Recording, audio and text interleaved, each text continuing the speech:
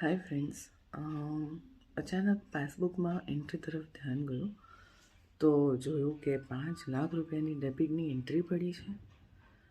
તો મન વિચારવા લાગ્યું કે આટલી એન્ટ્રી ક્યાંથી પડી ગઈ.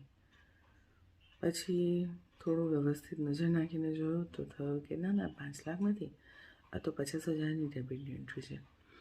તો થોડીક મને રાહત થઈ કે હાશ, ચલો 5 લાખ નથી, 50,000 જ છે.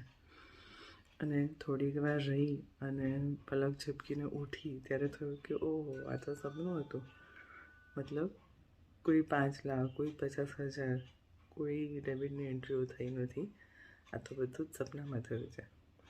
પણ આ વિચારે ઘણા બધા વિચારો મનમાં પેદા કર્યા કે મારા મનની શાંતિની શું કિંમત છે. મતલબ કે 5,000, 50,000 કેટલા રૂપિયા સુધીનું નુકસાનની સામે હું મારા મનની શાંતિને જાળવી રાખી શકું છું. તો મને એવું લાગે છે કે આપણે બધાએ જ આપણા મનની શાંતિની એક કિંમત, એક વેલ્યુ નક્કી કરી રાખવી જોઈએ. કે માનો 5,000, 50,000, 5 લાખ કે આ એક કિંમત છે. જો એ કિંમત સુધીનું નુકસાન મને થશે ને, ત્યાં સુધી હું મારા મનની શાંતિને ડિસ્ટર્બ નહીં થવા દઉં. એનાથી મોટું નુકસાન થયું તો હું મારા મનની શાંતિને ડિસ્ટર્બ કરવાનું અલાઉ કરીશ.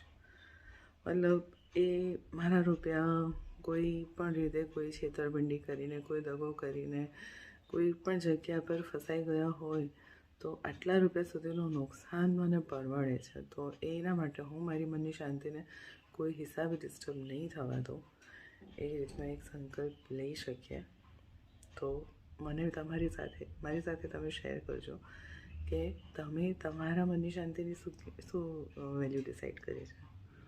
Okay, bye bye.